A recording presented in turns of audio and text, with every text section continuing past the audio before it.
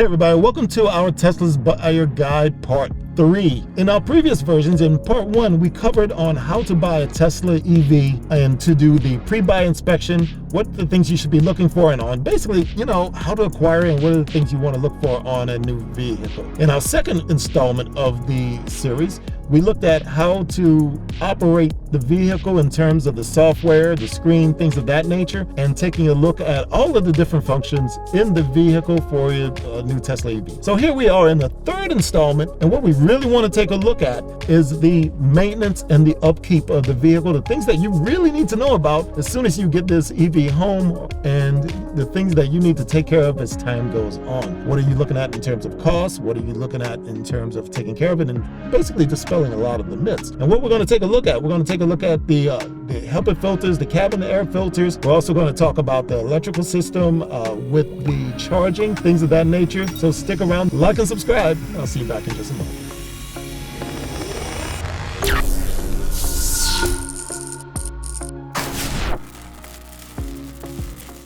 Hey, so one of the first things you want to look at are your tire pressures, because EVs actually are very sensitive to things like tire pressure, and you want to make sure that they are actually correct, because just like a gasoline engine, it can significantly affect your gas mileage and the wear on the tires as you go down the road. In the case of EVs, however, things are a little bit different. Number one, in general, EVs are going to be a lot heavier than a gasoline engine. We're talking on order of magnitude of about 1,000, sometimes 2,000 or 3,000 pounds heavier. And that's a lot more weight that those tires have to bear. So let's talk about tires for a moment. Tires in general are not only something you don't really think about because you actually roll down the road and you don't think about your tires too much outside of putting a little bit of air in them and you call it a day. Well, when it comes to EVs, they take on a much greater role in your life than a regular gasoline engine. And one of the reasons why is that an EV is actually a lot heavier than a standard gasoline engine. And we're not talking by just a few hundred pounds. We're actually talking by 1,000, 2,000, sometimes 3,000 pounds or more for the exact same vehicle because of the battery pack that are installed in these vehicles. Now, with all of that extra weight comes more issues. Primarily, you cannot just simply use the simple tires that you've been putting on your gasoline engine this whole time. Can you do it? Yeah, sure. But you're going to run into a few problems. Because of the extra weight, the EV specific tires are actually reinforced and they are designed to take the extra weight of the vehicle. Therefore, they're not going to wear out nearly as quickly as what your ordinary tires were. So a lot of the times, these EV tires will last between 25 and 35,000 miles in most cases, provided you don't have a really heavy foot. I'll talk a little bit more about that in a moment. But if you were to put regular gasoline vehicle tires, I know they're a lot cheaper. I mean, I'm talking about half the price of an EV tire. If you were to put that regular gasoline tire on your vehicle, you'd probably only see about 12,000 miles, truth be told. So do not do that. I know you're saving a buck on the front end, but you're going to pay for it on the back end. So stick with the EV tires. That's number one. The second thing, when you have an EV tire, a lot of times they have the quieting foam on the inside of the tire itself. And what this is designed to do is make the tire a lot more quiet as you're rolling down the road. Because as I said, the vehicles are a lot heavier. There's a lot more rubber that meets the road, and they're going to make a little bit more noise because of it. The foam inside of these tires are designed to quiet that noise and give you a nice quiet ride inside the EV. Plus, an EV is quiet to begin with, so you're going to notice every single little bit of road noise inside the cabin. So that takes a little bit of extra care, so to speak. For instance, if you get a puncture on your tire, you don't want to use the Fix-A-Flat, because the moment you use Fix-A-Flat, you've just now ruined that tire. Nobody's going to try to repair that tire at that point. So if you get a hole in there, get it properly repaired, get a spare, and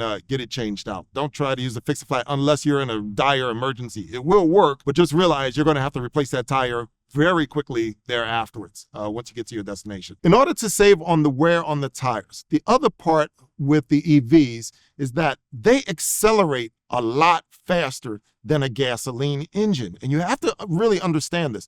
It's a lot of fun to be able to accelerate, get that instant torque, get the car moving, and you're moving down the road very quickly. It's not necessarily how fast you're moving, it's how fast you're getting up to that speed. So you're actually putting a lot more torque onto those tires. And because of that, and between that and the weight of the vehicle, the tires are going to wear a lot faster. If you're enjoying your instant acceleration, that's great. Even though the tires aren't spinning due to the ABS systems and all of that, even though they're not spinning, you're going to wear through that tire a lot faster if you keep doing the instant accelerations due to the weight of the vehicle and the makeup of the rubber compound in the tire.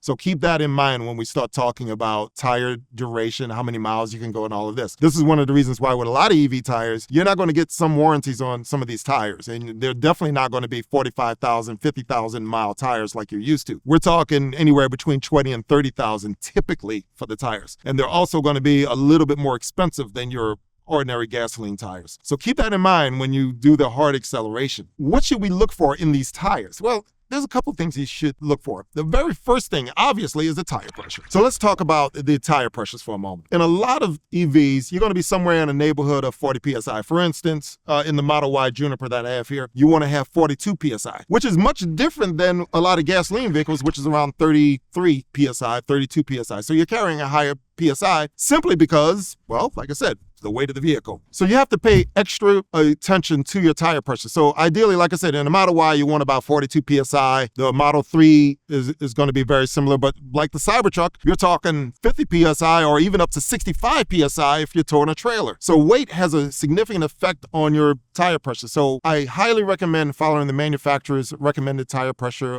whatever it is for your vehicle. So make sure you pay attention on your screen in your vehicle and see what your tire pressures are. Keep an air pump around. Pump up your tires, get them to the proper air pressure. Because if you do not do that, you're going to get some very uneven wear on your tires very quickly, like I said, due to the weight of the vehicle. So you don't want that to happen. You want these tires to last as long as possible. It's already fighting to have a battle against the weight of the vehicle. Help yourself out here. So in order to keep the tires going, you got to keep the right tire pressure, 42 PSI roughly on a lot of these vehicles, and you should be good. Now, one of the things you want to be able to look for, you look at the tires, you want to see a nice even wear on the tire tread. You shouldn't have like balding on the outside of the tire or the inside of the tire or even the middle of the tire. If you start to see the wear on the tires on the outside, inside, or the middle of the tire, pay attention, because what's happening is you're getting uneven wear. And with Teslas in particular, you have to rotate your tires roughly every 6,200 miles. They say 6,250 miles, you should rotate the tires. Depending on what model you have, if it's a performance model, it's going to be a little different. But for most of the models, you're basically going to move the back to the forward, the front, and then cross them. You have different strategies. Believe me, look up the ones specific for your vehicle. Because for my friends with stagger tires, you just got to cross those, left to right. That's all you can do. You can't move them back to front. But if you have non-stagger tires, meaning all of the tires are the exact same size, then you just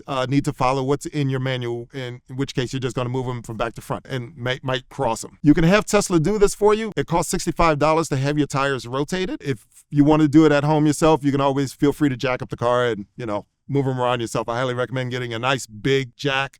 Remember, it is a heavy vehicle, so don't get a small jack. At least get a 2-ton jack, maybe even a 4-ton jack to jack these cars up and get a couple of jack stands, which will really help you change the tires around very quickly. So pay attention to this every single time you get a moment. Go around your car, look at the tires, make sure they're good. Now, I have had it where I've brought my car into Tesla for a tire rotation, and they've looked at it and they've said, well, you've got even wear on all of your tires. There's no reason to rotate the tires. And I just keep driving for another 6,200 miles. But be sure to check it and take a visual check of it. So that's one of the more important things to pay attention with. So that's about it for the tires. So be sure to get them rotated. Keep your tire pressures around 42 PSI and you'll be okay. Let's talk about your brakes for a moment. One of the great parts about owning an EV is that, you know what? You don't have to change your brakes that often, but there's a small asterisk to that. It's called provided you utilize what we call one pedal driving. There's some people that complain about this because it doesn't feel natural. They're not used to just using one pedal to drive the car. They have to use one foot for the gas pedal or the other foot for the brake, and they expect the vehicle to keep rolling when they take their foot off the accelerator. And it just doesn't feel natural to them, so they don't want to have one pedal driving. I'm going to tell you right now, if you want to really save money on an EV, if you're intending on really truly driving an EV, learn one pedal driving. I cannot stress this to you. Learn one pedal driving. And so why do you want to learn one pedal driving? It's because it's going to save you money. Here's how it's going to save you money. The number one reason is what's actually slowing you down is what we call regenerative braking. The regenerative braking is what happens when the motor acts in reverse, and now it's no longer acting as a motor, it's acting as a generator. That generator is putting electricity back into the car. So when you let your foot up off the accelerator, what's actually happening is your motor turns into a generator, giving electricity back to your batteries. So you're going to have better range during city driving, during start and stop driving, things of that nature. The car will get much better range if you utilize one pedal driving techniques, which basically means you keep your foot on there, and then when you want to brake, you just let your foot up off the accelerator just a little bit, and if you really want to brake, you take it up all the way off. Some people want to have a setting in their options to turn the one pedal driving or the regenerative braking down. Don't do this. Please don't do that. All you're doing is costing yourself money when you're doing that. I know it's not comfortable. Please get used to the new way of driving the vehicle. This is one of the reasons why most Teslas do not have the option to change the regenerative braking in the vehicle, because it is so beneficial to you as a consumer to drive the vehicle in this manner. Don't turn it down. When you come up to a stoplight, learn how to time it such that when you take your foot up off the accelerator, the vehicle will slowly roll to a stop. In most cases, you should not even have to touch your brake pedal, which leads me to the second benefit of one pedal driving. Because you don't have to touch your brake pedal, in a gasoline engine, you use your brakes all of the time. I'm talking in just one drive, you probably touch your brake when you're going even on a 5-mile drive someplace. You probably touch your brakes probably anywhere between 10 and 20 times, sometimes even closer to 50 times, and at pretty decent speeds, in which case you wear out your brake pads, you wear out your rotors, and this costs you money over time. So every 20 to 50,000 miles, you're having to change your brake pads or more or something of that nature. If you utilize the one pedal driving technique, if you learn how to use a regenerative braking properly, you're not going to ever have to change your brakes up to at least 100,000 miles. You'll almost never change these brakes, which is a great benefit. If you've ever had to do a brake job on your vehicle, you know exactly what I'm talking about and how much money this could potentially save you. And this is all dependent upon the driver learning one pedal driving. Did I say that already? It might be that important. Really, it is that important. Learn how to do the one pedal driving. You'll save yourself both in electricity and in terms of changing the brakes, brake calipers, brake pads, rotors, brake fluids, all of that. So save yourself some money and learn the one pedal driving techniques. Now, this is one of the things that an EV does have in common with a gasoline engine. It does have air filters with it. Now, they are slightly different on some of the models. One of the main air filters that is pretty common in all of the EVs, you have a cabin air filter. And what that is, it's just a generic air filter that's in the cabin, just as the name implies, where air is sucked in through the air conditioning system. It's put through this filter and then it blows into the cabin. It's designed to catch all that dirt and dust before it gets into your AC system and in all your vents and starts getting launched into the cabin and all of this. So most of the EVs have that. In the Teslas, most of those are basically in the center console, essentially behind a couple of panels. We could link to another video to show you exactly how to change it. It's actually really not that difficult. You should try doing it yourself. It's pretty cheap. Tesla will do it for you, or you can get somebody to change it for you. You have a second air filter in many Teslas, and this is pretty specific to the Teslas and specific to a lot of their higher end, specifically the Model Y, the Cybertruck, the S and X, essentially everything except for the Model 3, or the base cars. And that's the HEPA filter. So you have a second filter that's in the vehicle. And what this HEPA filter is for is Bioweapon Defense Mode. And if you've never heard of Bioweapon Defense Mode, well, welcome to Tesla. I mean, they're the only ones with Bioweapon Defense Mode. And essentially what it is, it's this nice HEPA filter that's in the vehicle that weeds out 99.9% of all the particulates and germs and all of that. You can see videos on the internet with the HEPA filter in action, and it really works. So if you have allergies, and we live down here in Atlanta, right, where we get the great pollinating every spring, if you're familiar. And if you have allergies, this is a godsend, because everything can be green outside. You put on Bioweapon Defense Mode, nothing's coming into that cabin that's going to activate your allergies. So it's great. It's really great if you're around a spot that has wildfires, going through smoke, heavy smoke. You're not going to have all the soot coming into the cabin. That air filter will absolutely catch it. If you're on a dusty dirt road, things of that nature, once again, it'll cut down on that as well. Now, these air filters do need to be changed out every so often. For instance, the cabin air filter should be changed out once every 2 years. The HEPA filter, they have it listed at 3 years, but it's really dependent upon your location and the environment and how often you actually use it. Because the HEPA filter doesn't really kick in until you turn on Bioweapon Defense Mode. So if you don't really use it that much, you may not need to change it out that much. But they do list it as once every 3 years. You'll be able to tell if it's not working over time if you start getting some of the dirt in the cabin. The other thing is that if you have an older Tesla, for sure, you'll get a musty smell in the cabin, like it'll get kind of moist and you'll smell this smell in the cabin over time. What that is actually the cabin air filter actually develops moisture from the air conditioning system, and it traps some of the bacteria in the system. When you go to change out the filter, there's a spray that you can buy that you can actually spray in the compartment where the filter is located, and that will kill all the bacteria that's in there, get rid of that musty smell, and that's how you get rid of it. Tesla should do it every time they change the cabin filter for you. Like I said, if you don't feel comfortable changing it, they will do it for you. They will charge you a fee for that. Everything that I'm telling you here is actually listed on your maintenance screen. So on the maintenance screen, you're going to have dates when all of this stuff needs to be changed. Now, the dates are a guideline. You should follow them. But as you approach those dates, what you can really do, especially if you're handy, pull the air filter out, take a look at it yourself, and you can determine whether or not you need to change the cabin filter or the HEPA filter just by looking at it. In most cases, you will change it out after a couple of years, especially 3 years or 4 years. Absolutely, just go ahead and change it out. It's a no-brainer at that point. But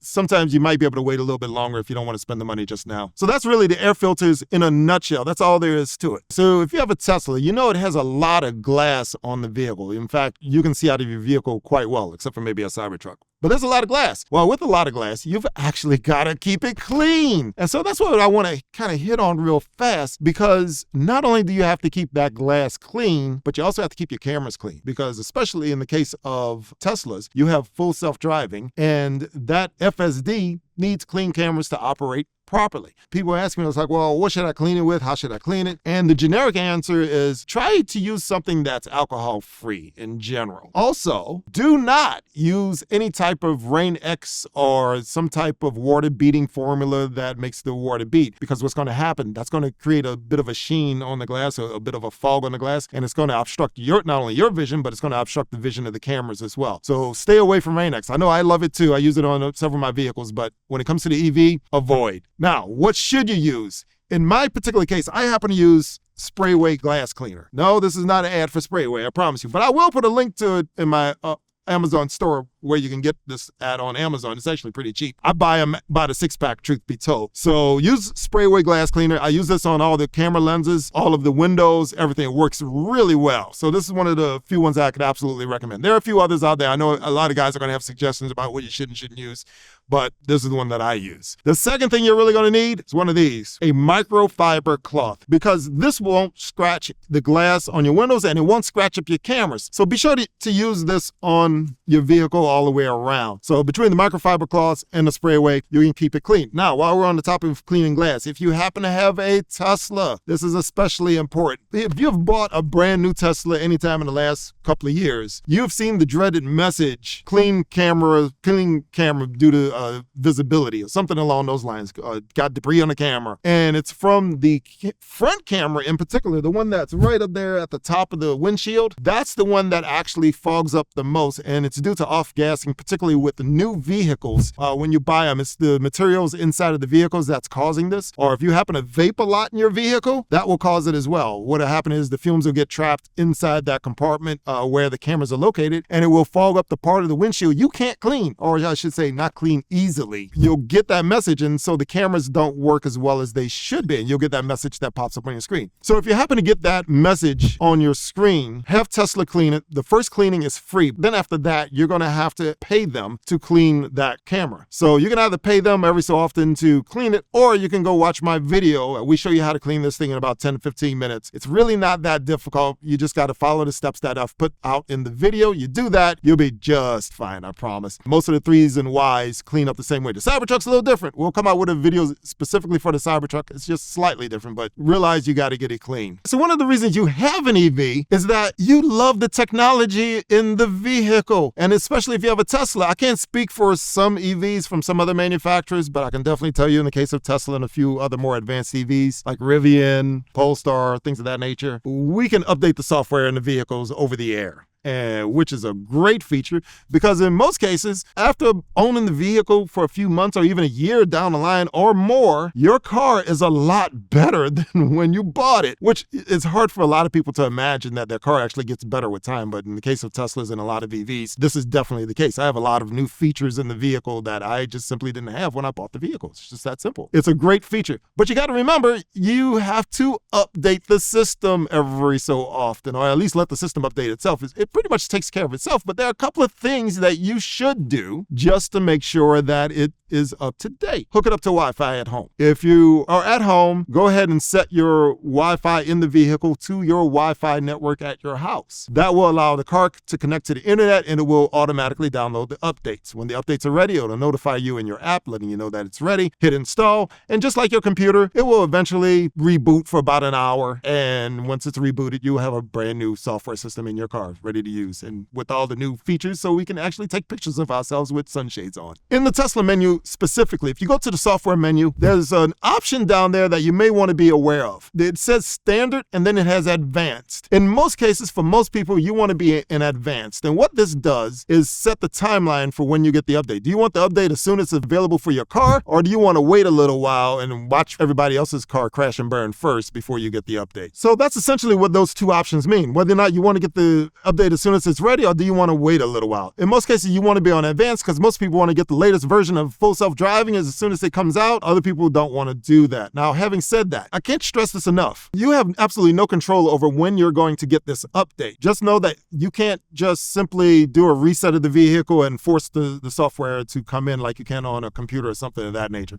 It won't work. It will only come in once Tesla has pushed the update to your vehicle. And that's why you're going to get the update sometimes early, sometimes you get it late. You'll notice your neighbor will get it, you won't get it. It's because they push them out in batches, because they don't want to send one big update out to the entire fleet, because if there's an error with that particular update, they want to catch it early on a small batch of vehicles first, correct the problem, then send it wide. And that's why sometimes you may not see that update for a few weeks or even longer, because that means they're going to skip that update, correct that error, and then send it out to everybody else. And that's what's going on. There's really nothing you can do to affect it other than making sure that you're hooked up to the Wi-Fi and you have that advanced button press. Once that's done, you'll get the notification in the app that you have an update. You press install. It'll take about an hour or so, depending on the update, to install into the vehicle. So let's say you got a new update or you have software and you notice there's a glitch with the vehicle or something, either a screen didn't come on, something of that nature. One of the first things you can try is what we call the double knob press reset. And what this does, it actually reboots the car. Think of it as a Control-Alt-Delete button for your car, in which case you can actually manually reboot it. So think of it as a Control-Alt-Delete for your vehicle. If you take both knobs on the steering wheel, you use both your thumbs, press them in and hold them for about 5 seconds at the exact same time. What this will do is reset the car. So that's going to start everything out from zero and clear out whatever errors that happened to have been there. Now, having said that, speaking of errors, your car has an error log. It actually has a way of tracking what's wrong with the vehicle. If after the double knob press doesn't work, you can go into a much deeper mode known as service mode. Now, we did a much deeper dive into this in our second video in the series, and plus we have an entire video dedicated to service mode, teaching you how to use that. I highly recommend that you go down and take a look at that, see how to get into service mode, utilize it properly, and figure out what the problems are. Because if something goes wrong with your vehicle, sometimes these things do have issues. They are computers on wheels. It's a diagnostic mode that will allow you to actually see what's wrong with the vehicle and actually be able to figure out what the potential problems are, whether or not you should call Tesla up and send it in for a service call. Okay, so let's address the elephant in the room when it comes to EVs. The charging of the vehicle. I've produced another video on this before. Go back and take a look at our EV Charging 101 guide that we have a link to in the description. Take a look at that video, watch it all the way through to get a much more in-depth discussion as to all of the different ways to charge. But in general, with an EV, you have a few ways to charge. The most notable of which being a supercharger, or what we call a fast charger. You plug into your port in the vehicle. In a Tesla, it's on the left rear port all of the time. You can go to Tesla Superchargers, charge it up over there, or you can just utilize a home charger. And if you utilize a home charger, you can have one installed in your home, where it's a wall charger, or you can have a 240 volt outlet plug that you can have installed in your home and you can charge at home. That is by far the cheapest and most convenient way to charge an EV. But if you're unable to do that and you live in an apartment building or something of that nature, you're going to pretty much be confined to superchargers unless your apartment building has EV chargers, which more and more apartments do have EV chargers in your building. So that is definitely something you want to check on if you either live in an apartment building or if you're planning on moving to another apartment complex. That could definitely sway your decision, because some of them, believe it or not, actually do have free charging for your EV. And well, Who doesn't like free gas? Definitely take a look at that video later on. I'll provide a link for that other video. It's a much longer in-depth discussion as to how you should charge, what you should be charging to, things of that nature. But real quick, in general, most cars you should only charge up to 80%, maybe drop it down to 20%. As long as you stay in that range, you'll be okay, I promise. Well, there you have it. Those are about all the things that you need to know about the first few days of owning an EV. Now, as I said, there's all sorts of things that you can learn about as time goes on, and I've put links in the description below as to all the different things you really should concentrate on more and really study as time goes on when you get time. Take a look at those videos, and it will really help you out in the long run. But for right now, this is just enough to get you started and to make sure that everything that you do really puts you on the right track. But for right now, what we're talking about, things that are really going to put you on the right track and really help you get the best enjoyment out of your EV. Don't forget to put any questions in the comments below. If you have any questions about the EVs, or if you like what you've seen, let us know. And don't forget to also hype us up and like us. If you love this type of content, please let us know. It really helps out when you put the comments down there and like the video. That really signals to the YouTube algorithm that, hey, you're really enjoying this, and then we can bring you even more of it. So let us know what you want to see. Like and subscribe, and we'll talk to you again soon. Peace.